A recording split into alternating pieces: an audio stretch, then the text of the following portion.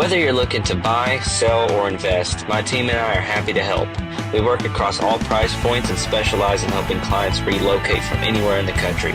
Give me a call, 214-708-2450.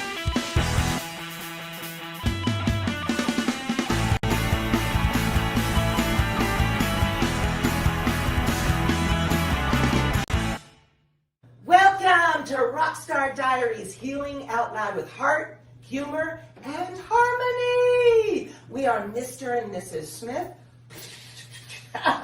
and we are here with our good friend Dustin, and we thought we'd start out strong, start out amazing, because once you hear this guy's voice, you're not going to want to go away. So let's give it up for Dustin, and he's going to tell a story through song. How's everyone doing? I wrote this song a few years ago. This is called You Know Who You Are. I wrote this for everyone I've ever partied with. Hope you enjoy.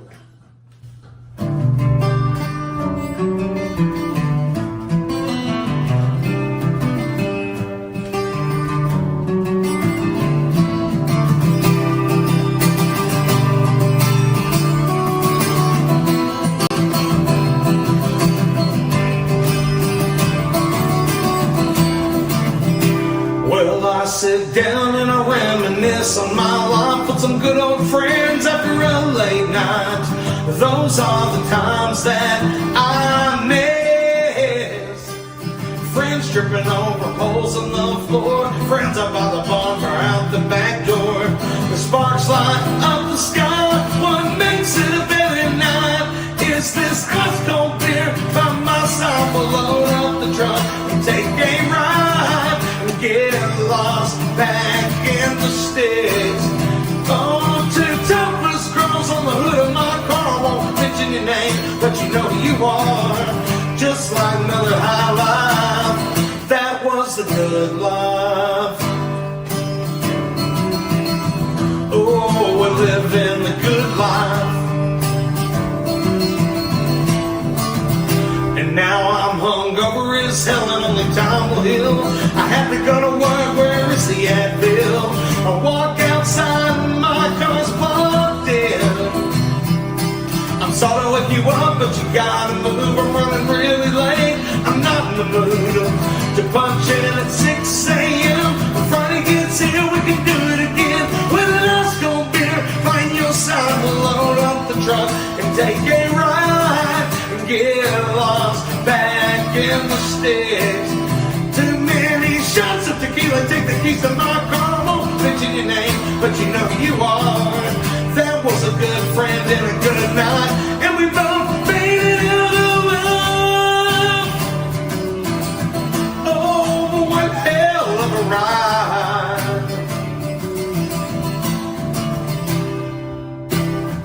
Now everybody's all grown and we've gone our separate ways.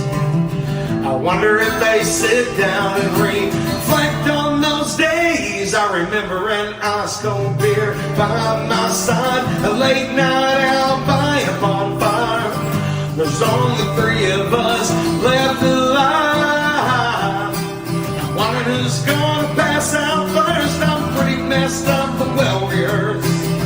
Those are the times I miss. You wanna be a part, then join in with an ice cold beer by your side. We'll load up the truck, we'll pass you by and get lost back in the sticks. Too many shots of tequila, Jägermeister, Jack Daniel's, B&B, something else. All I know is it's green. You would think I'm focused, but those are the times I miss. Oh, when you lived in the good life. We all made it out alive, out alive, out alive. One hell of a ride.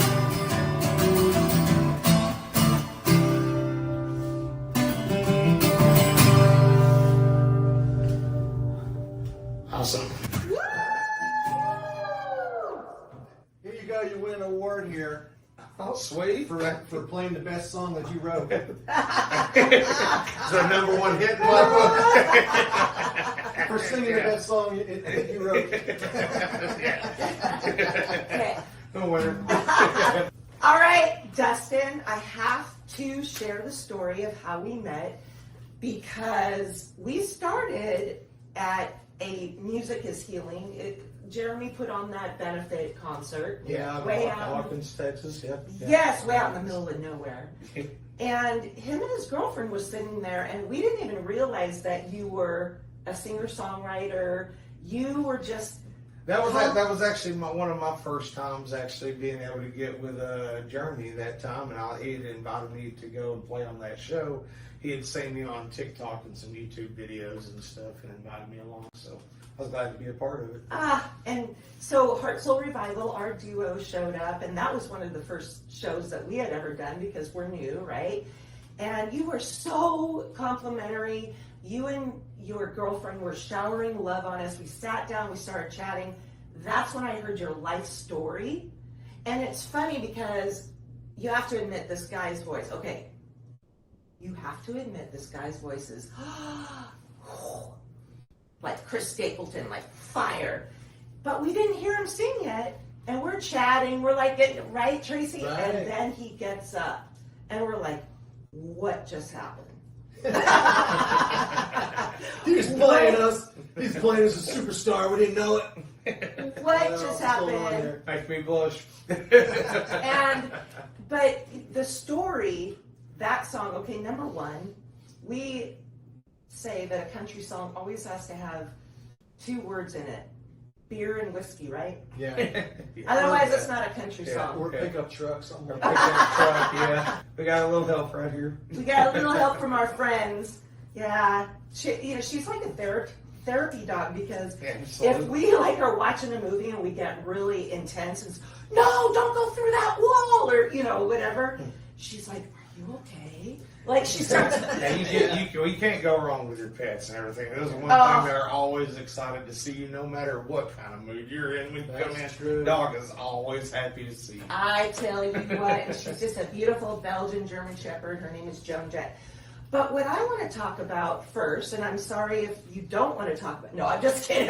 I'm fine. So earlier we were talking with another TV show host, and we brought up the C word, which was for cancer.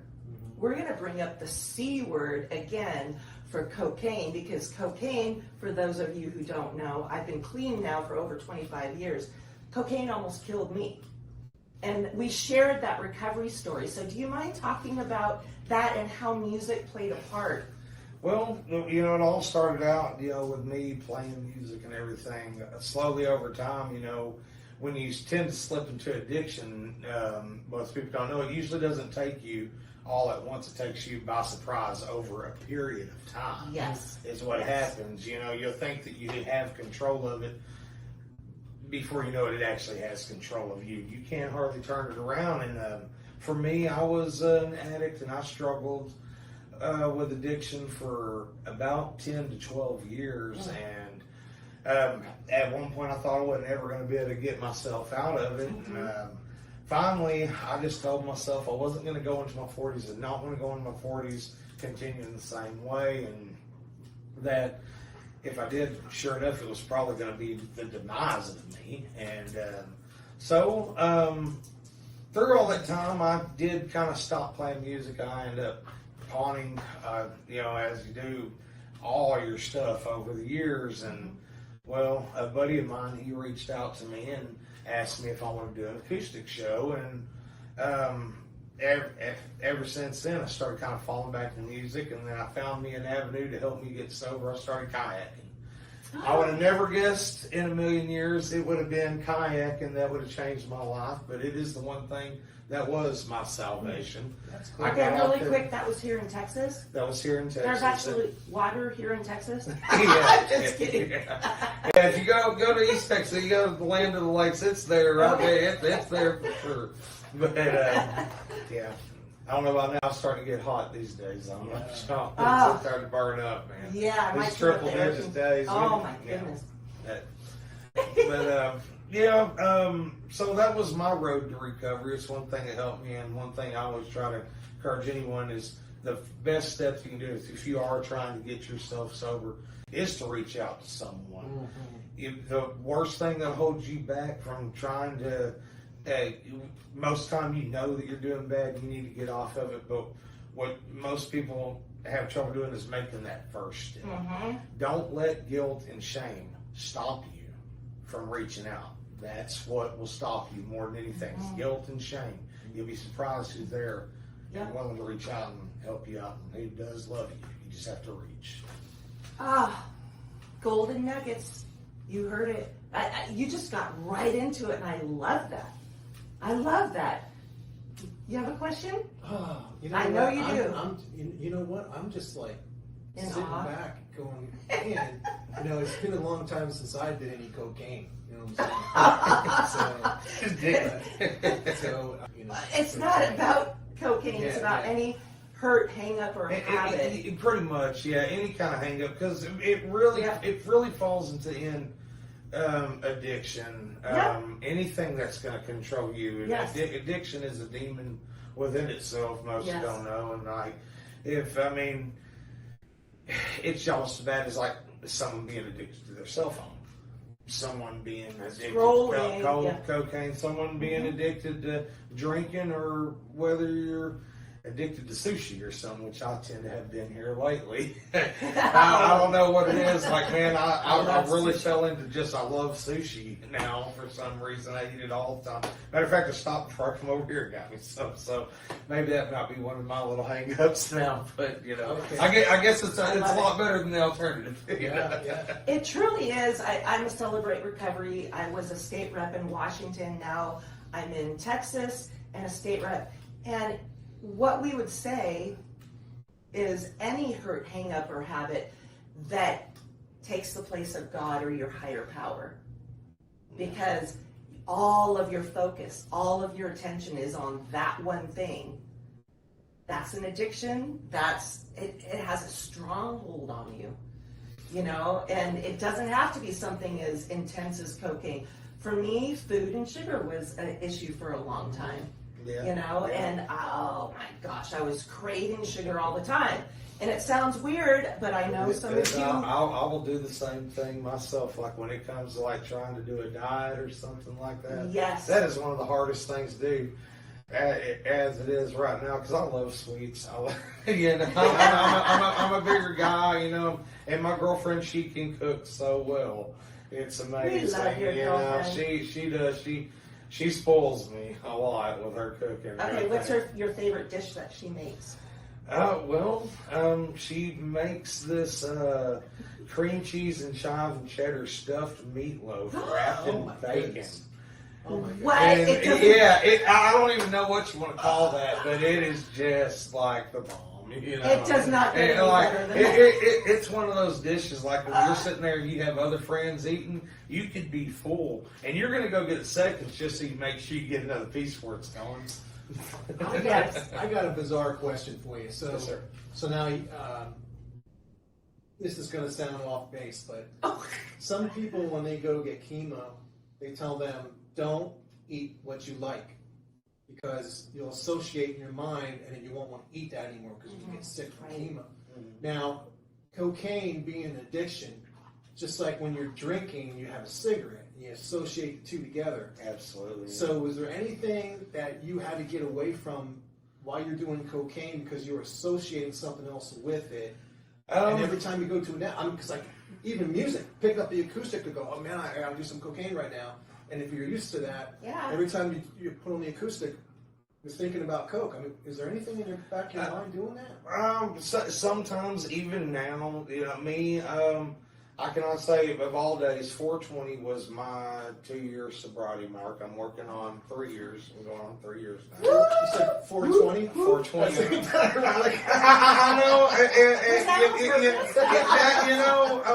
It's my dad's birthday. We all know it's a National Pot Smokers holiday.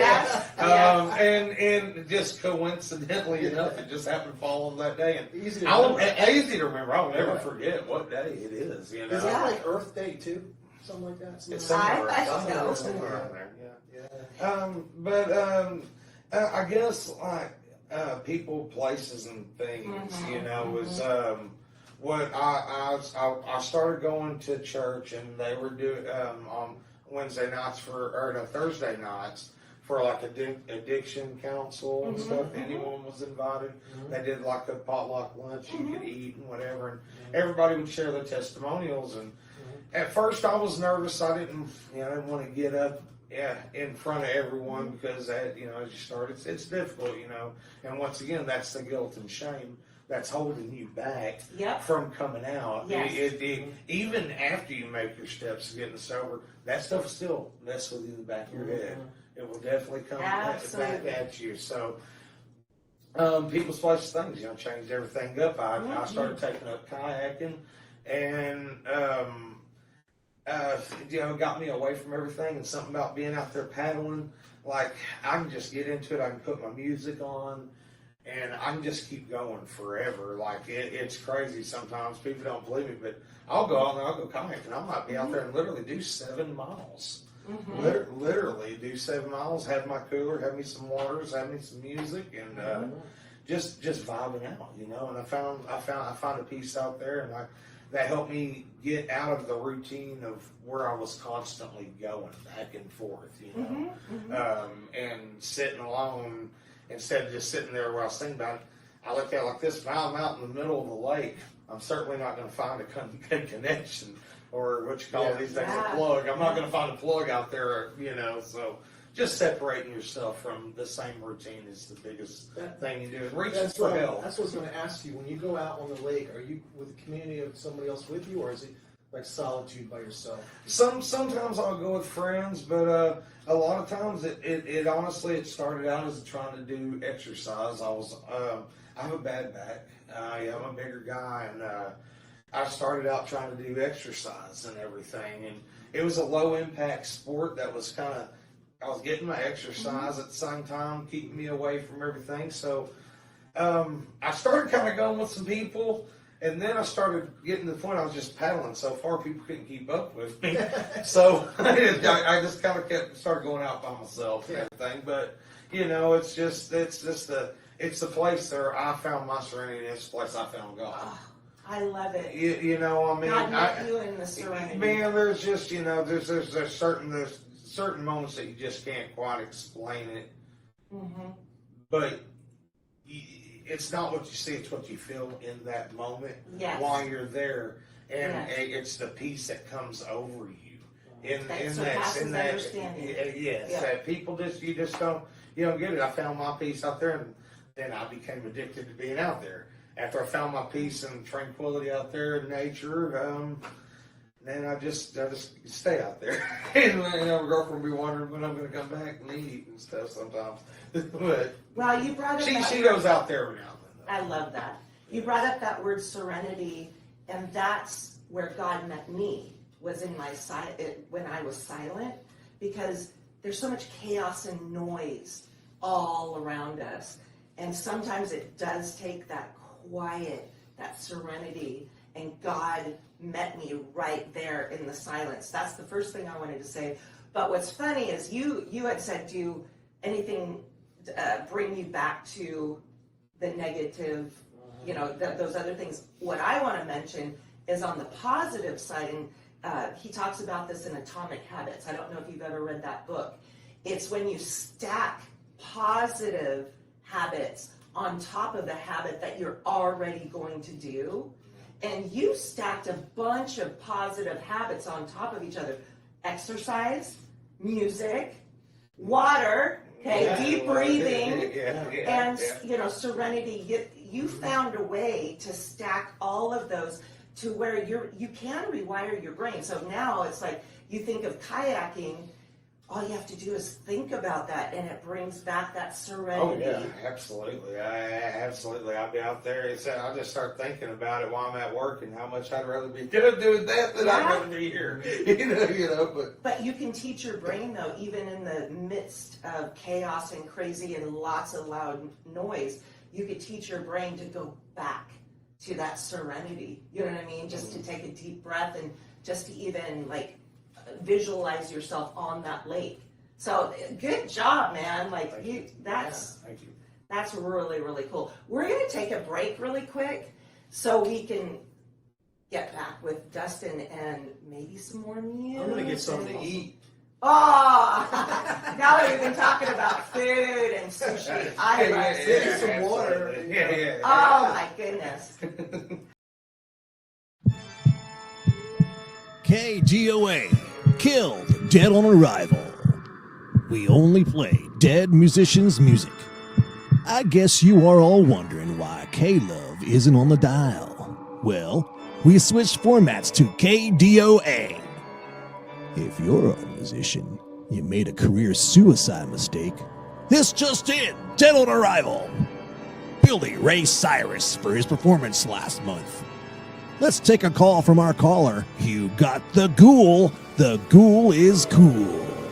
Yeah, is this a Grateful Dead station? Because that would be far Nope. out, man. But check out our 27 Midnight Special show. Pigpen is on there. Midnight strikes and so do the legends. Join us for the 27 Club on KDOA, where we honor the artists who left us too soon. All at the tender age of 27, from Hendrix to Winehouse. We're playing the soundtrack of their eternal youth, only on KDOA. Let's take another caller, KDOA, where careers go to die. You got the ghoul. The ghoul is cool. Hi, what if the lead singer is dead and the band is still out there with a new singer? You know? If they're out there doing a tribute and no new albums, they are DOA. Next caller. Yeah, I kind of going on the last caller's sentiments, Mr. So, but if only a few members in the group are dead, but still play on like you right or sweet. Well, it's really whatever we feel like doing that day. Oh, okay, that makes sense.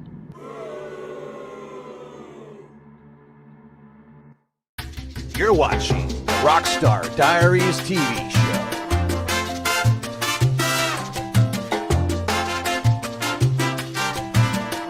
We got here Dustin.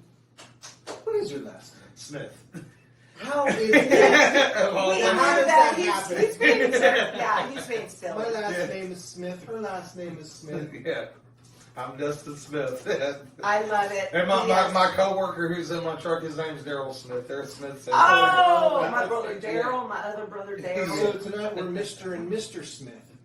Mr. and Mr. Mrs. Mr. and Mrs. Well, I want to talk about the next song that we'd like for you to perform and maybe tell our audience where it came from, what inspired you, a little bit about the process. Well, on this one, it goes back to addiction and being stuck in a rut. And, when I got in an argument with my girlfriend at the time, and, we were back and forth. And when I wrote this song called Time I'm Wasting, this one in particular, my girlfriend, she made me mad. So she helped me. She motivated me on this. She motivated me on this one.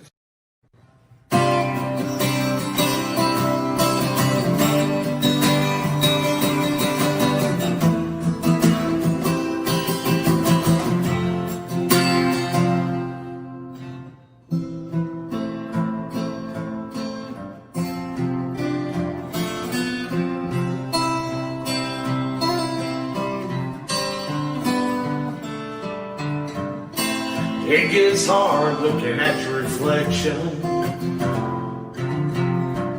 And it feels more real when your face is aging. It seems that it's no longer worth saving. 'Cause how can you call this love when you watch somebody die? The years pass by and I am complacent. It's the same routine and there's no passion. Oh, when you have to cross the line just to get a reaction. She said that it's fine, and I know that she's lying. I guess it's about time I walked out that door. I don't want to do this anymore. I'm sick of pretending this is living. It's my life and I want more. The same bull on a different day. You ain't gonna change, you'll always be the same. I'm tired of this empty airspace, the glare and shade you're casting on this life that I'm wasting.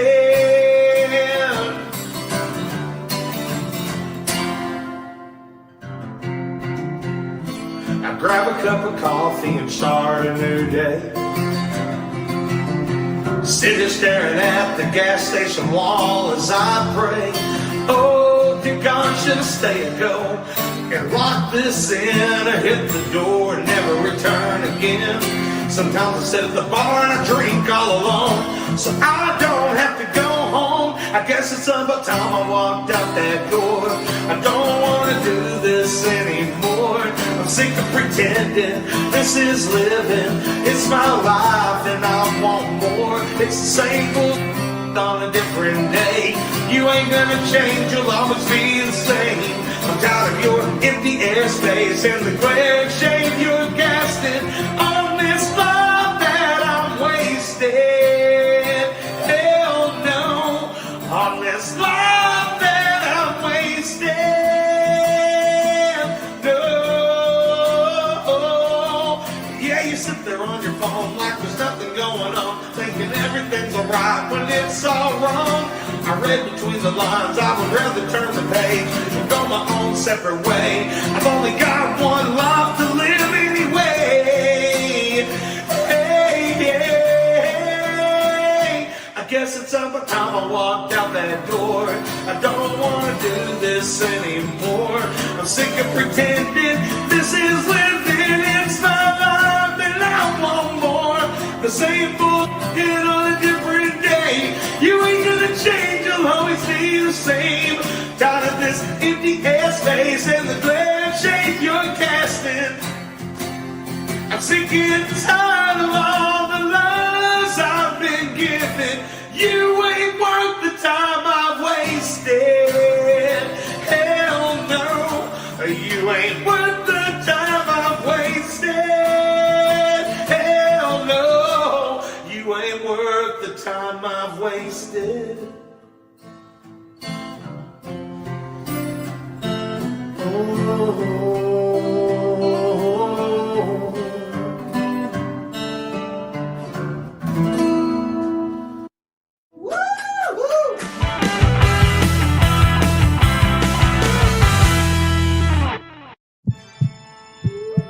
KDOA, killed, dead on arrival.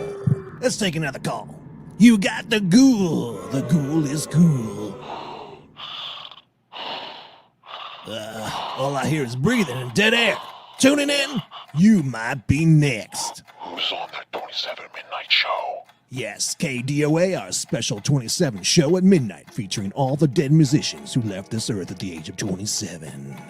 Janis Joplin, Jimi Hendrix, Jim Morrison, all start with a J. J dead.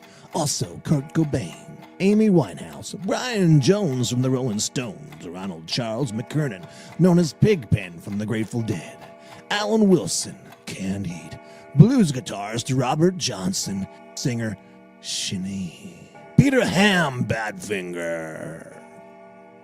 Now, back to the music someone died for. You're watching Rockstar Diaries TV show.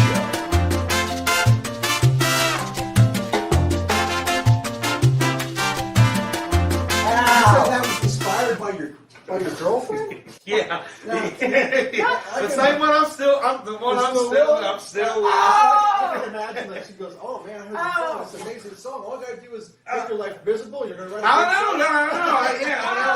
I was talking about her. I do want to talk about the art of songwriting really quick. Yeah. Because between the two of us, we have 80 years of experience. And we teach people the art of songwriting. There's no one right or wrong answer. I mean, there's so many different things. There's so many routes you can take. So many routes. And so many things that you can write about. And inspirations, like even some of the songs I write, like I do instrumental songs. I've got another one it's not about the words, it's about the feeling that the beat gives you, and I call it inspiration. When I started out songwriting, it's a form of storytelling, and you have 3 to 4 minutes to tell a story, which in a book or a chapter, you have way more time. But I used to only write for myself. I didn't look at it as a negative. It was getting all of my emotions and pain and feeling out on paper. As I healed from the wounds and received a bunch of scars, battle wounds, I realized that it's more about the audience and the feel in the vibe. The audience doesn't care about perfect pitch or if it's a G or an F or an A, right? It's about vibes. So it's about vibes. It's a lot about vibes and connection. Who are your influences that you grew up with? Well, it changes over time. When I first started, I started playing young. My dad, he was a guitarist. I come from a musical family. I'm 43 years old, and I've been playing since I roughly was about 6. And I started writing music probably in my early teen years and developing my voice. Because I didn't really sing at a young age, just still trying to figure things out, I guess. But my dad was a huge influence for me to actually get started playing. But musical influences, it depends on the genre. I'm a lover of all kinds of music. I love rock. I like some rap. I like country. I love blues. So narrowing it down like a single, Metallica was a big influence on my rock years when I was a kid coming up, and towards my new rock years, probably like Stained, 3 Days Grace, Breaking Benjamin, some Chord and stuff like that from the turn of the century around 2000 time. But my country influences, I would say it would be Travis Tritt, Garth Brooks, all the way going back to Leonard Skinner and Jimi Hendrix and stuff. I take a little bit from everything because I love it all, and as a musician being able to play, you take bits and pieces from everybody, and I think it kind of molds you into the person that you. That's what's so awesome about music is how much you can bring into it to create a style. It's infinite. I've learned about country. It's all about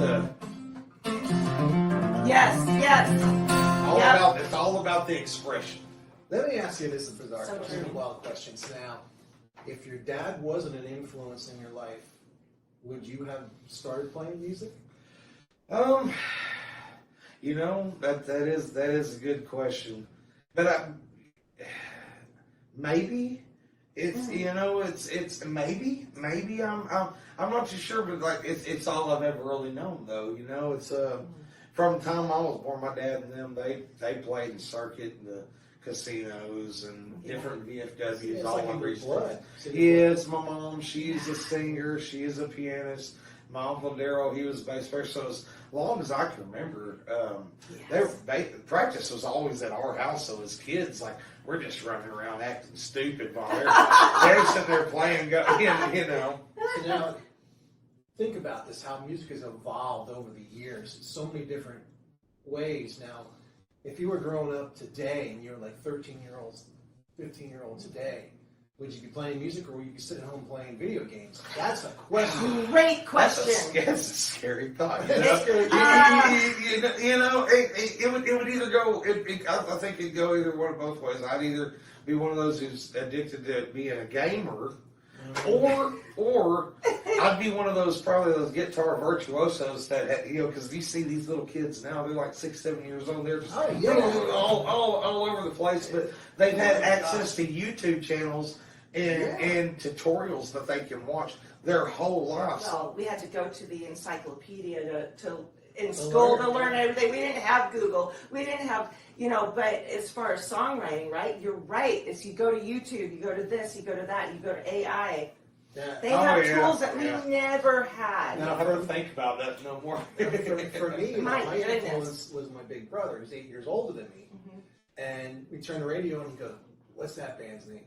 What's that band's name? And I would know it. I would know it, and that's all the information you had. There was no internet. to go searching for You had anything. to guess the lyrics. You had to guess. You had to figure out. It looks like a douche, you know, the rubber in the night. It's like Did I those really are say lyrics. that? Yeah, so it's crazy. But now think about it now. Now, we grew up from that and went cassette tape, then we went to 8-track, and then we went to We're CD. not that old. Come We on. went to CD, and then CD turned into multiple CDs. You had a 6-changer, then you had like a 100-changer, and then you had an MP3 player. an MP3 player that played like six albums. What was it? The MP3 was the iPod. The iPod. The iPad, It the had iPod, like 6 albums or something, 10 albums on it, and now you have 50,000 songs a day loaded into Spotify that you can choose from to listen to. Constantly. Endless music forever. And not only that, if you don't even know how to play music, now you have AI that'll make it for you. Okay, I want to backtrack on the 12-disc player that you'd have in your car. On my old Camaro, it had one of those. Even though that Camaro is long gone, I saved that just so I could prove to people that it actually existed. You know what I mean? It's like going to be a relic, probably worth a lot of money someday. They'll be like, what is that? Well, You know? that's crazy. Just say, like we had those little Discmans that walk around, you know. I have one of those too. I still have CDs, but like I haven't touched them, used them, and Yeah. Now check this out. I heard this in the news. There's a Voyager spacecraft out there, right? Since like the 70s. And what it's run on is an 8-track. The 8-track loop doing its computer programming is still going. Way out of the galaxy. infinity and beyond. On an 8-track. We're going to give away some tidbits to new songwriters out there. Is you want to change it up every 4 to 8 bars that measures. Right? I try to. Well, it's you don't want to like be like this because especially in our world today, it's 7 people seconds. 7 seconds. Yes, But when I listen to yours, attention span of a goldfish. and it's true. It is so true. But with your stuff, it's kind of cool because you're storytelling and it flows really well. And one thing I don't try to push is if I'm sitting there and I am writing a song, and let's say I've got like 2 or 3 lines and stuff, nothing's just sounding good to me, just put it down. And just walk away for a minute. You know what I mean? We teach that. Because absolutely, just because you're first writing out doesn't mean you can't write a song at all. Yep. It doesn't all mean that whatsoever. Just maybe it's just the timing's not right. Should we give our tip there for how to get rid of writer's block? This is an expensive tip, people. See, now when you're writing something and you can't do it like you're talking about, go on another song. Go on to something else. And I've done that. And when you're creative with that, now your mind is in creative mode. You go back and start playing that. I have done that too. Or take a break and go out into your garden. Go to your Zen place. Go kayaking. That's what happens to me. I is when get so many ideas. Oh, me too. Walking the dog. One of the best things about music is it's just important as knowing when to play as when not to play. Yes. You know, if everyone's constantly playing and then you something falls out, well, then you're taken away from the song. To me, you want a bit of fall in and out of it because it adds dynamic to it. And so when you do hit that chorus point and everyone does punch through, you push through the veil. And I guess that's how push through the veil. Yeah, that's the best way I can explain it. But my uncle's told me is crescendo descendo. Knowing when to, absolutely. Like if I'm, can you play on the guitar what you're talking about? Like on crescendo descendo, like if I'm hitting the verse of this song is like, grab a cup of coffee to start a new day. Now I'm playing real soft because I'm trying to accent the feeling along with it. Should have stayed or go and lock this in. I hit the door and never return again. Sometimes I sit at the bar and drink all alone, so I don't have to go home. And a little bit more of a punch point and impact because I'm singing with a little bit more passion, a little bit more feeling. I'm talking about sometimes I sit at the bar and I drink all alone because I don't have to go home. And then you want to really punch through because your hook is your most Absolutely, yeah. you know. We also call it tension and release. Yes. You said the crescendo. It's like the tension rises and then. It's fat, it mellows back out, and then you bring it back again. It's like taking them on a journey. You want to keep someone on an emotional roller coaster with Yes. So now for the kids and for the old adults out there, dubstep is a version of that now. The newest version, like. And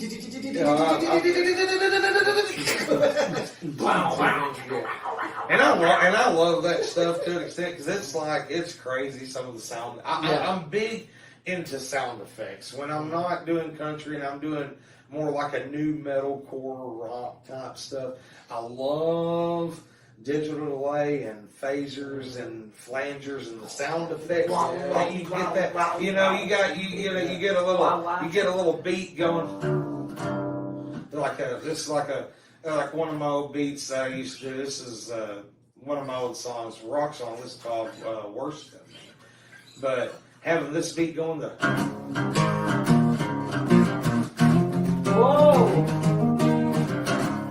It's like you're playing bass and guitar at the same time. Yeah. then you'll have that going while you got a second guitar comes in. I'll do that one rhythm. Now songs like layers. The more layers you put on it, the more you add. You bring it's once again that climax and that bring it up. So I start out with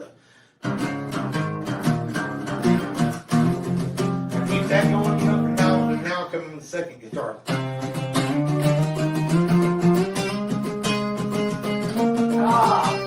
Have that coming over the top, and then when you hit the verse, you have the usually just something like that going over the top. That reminds me of Sweet Man Blue. I love that. It don't have to be complicated because most of the famous songs you see are 4-note wonders. Most of them in every country, like I said, G, C, and D. Did you know that Dreams is only 2 chords? Yeah. By Fleetwood Mac, yeah. You know. But it's one of the most popular songs in the world, you know? Yeah, absolutely. Truly. What you just playing there was cool. It's like you can play it on acoustic, and then you can have the electric guitar come in, band kick it, you know. It punches the pulse behind it. It's great. Tension release you're talking about. Yeah. Man, a lot of people like, you get people listening to metal, they, it ain't, not everyone's saying we start hitting the double kicks, it's about the impact. Oh, yeah. That punch you feel in your chest, that impact. Because music sometimes, it ain't even just about the words, it's just the feeling, the resolve that comes from the beat itself. Oh, yeah. Because you can take, you take a soundtrack to a movie. Mm-hmm. You can take someone walking into this room and play Christmas music, feel just fine. But you take that same video, someone walking to it, and put like some kind of eerie soundtrack behind it. Next thing you know, you think like you're hunting ghosts, and you're in the same. It's the exact same thing. So that in itself shows just how powerful sound and music is. It's so true. So we're gonna take another break.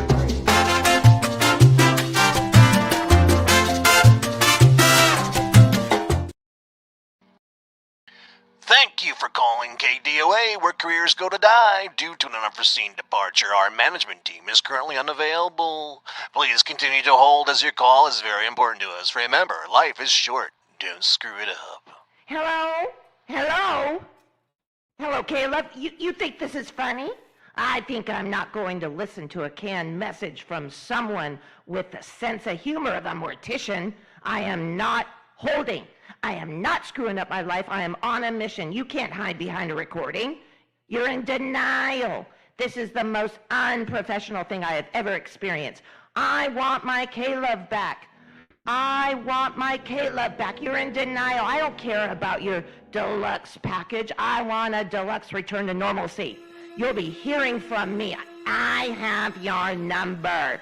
This is a public service. You can't just kill my Caleb. Let's bring that caller back on the air. You got the ghoul. The ghoul is cool. Welcome back to the air, ma'am. It sounds like you were having a spirited chat with our pre-recorded message. Did you manage to get a word in? This is outrageous. My name is Karen, and I am somebody. You put me on with a message? This is a complete waste of my time.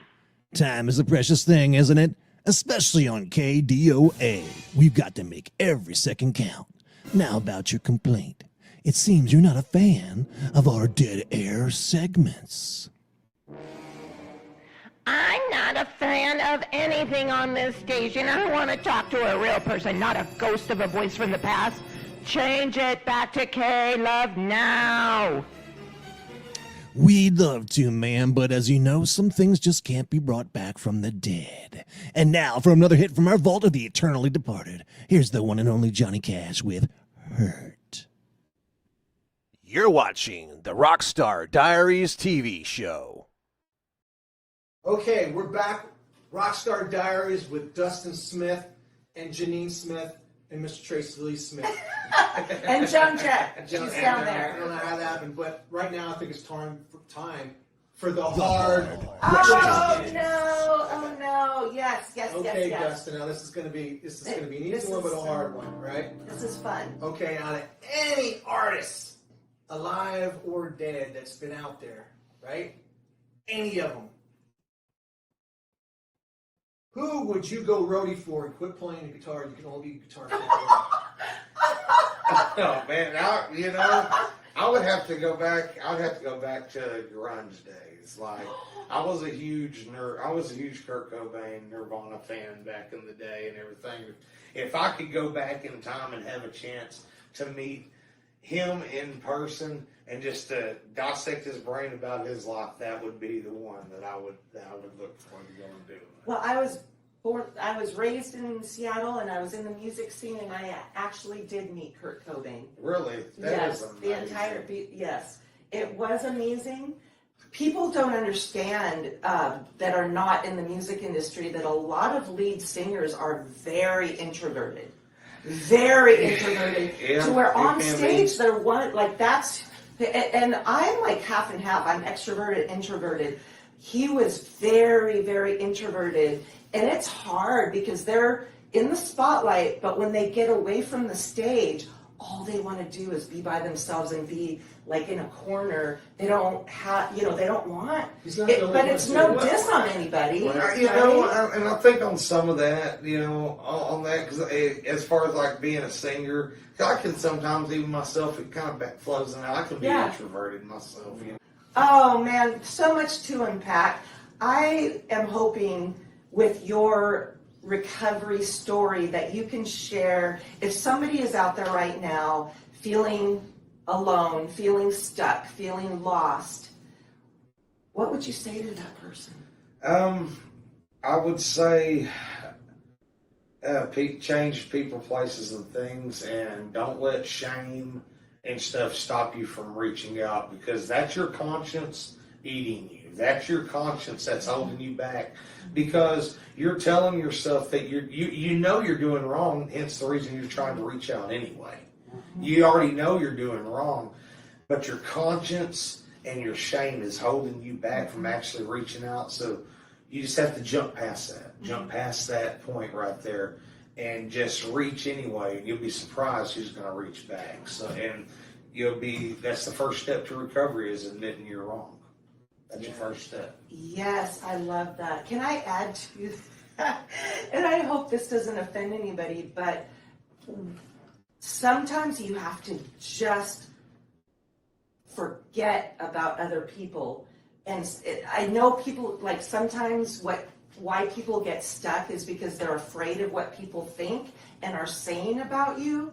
I'm telling you right now, they don't care about you. They're thinking about themselves. So they're not out there thinking about you. So do what you need to do. The fact of the matter is, the person or individuals that are listening to you, you don't know what they're going through. They could be doing the same. They could be going through the same thing as you, and just don't know how to approach it either. And you making that step coming forward might be the inspiration that they need to step forward.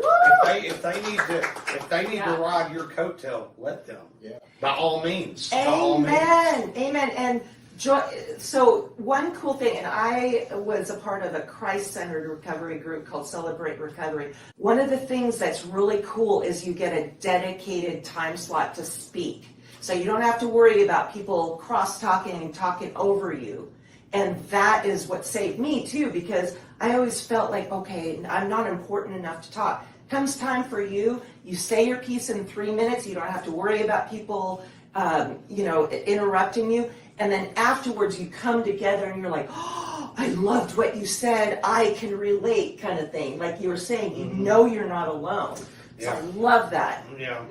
It all starts with that first step, and then admitting you got a problem, and the first step. You gotta go from there. You may not get it right the first time. I didn't. It took me a minute. I didn't. It took me a minute, but it was sure enough steadily working on me. And even, I found even after I got sober, one of my friends like, you don't have to tell everybody because someone might judge you and everything. But the fact of the matter is that the more people you tell, if someone is going to judge you by the fact that you're coming out clean, well, you probably don't need that person anyway.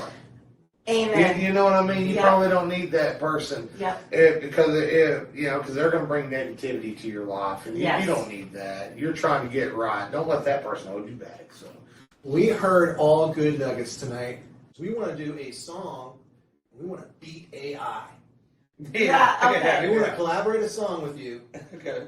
And a separate episode, so you have to come back. Start from scratch and have a theme and a vibe and everything like that. And then once we have that and a little title, we're going to give that to AI then and let's see what it produces compared to what we produce. He has kind of a fun idea. Yeah, no, you absolutely. It's absolutely do. Crazy. But thank you very much, Dustin Smith. Thank you for having me. Tell them again what the name of your band is. The name of my band is Indulge, and we're from Tyler, Texas.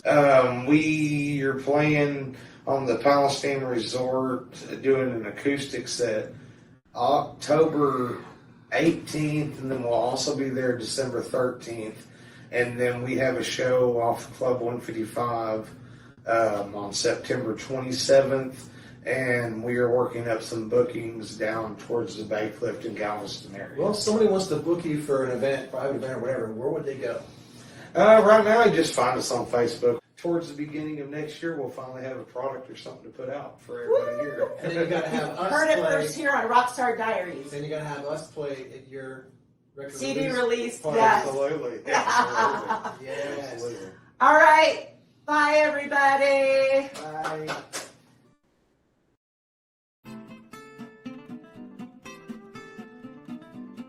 Cedar Ridge Acres soap. Why? 'Cause you smell good.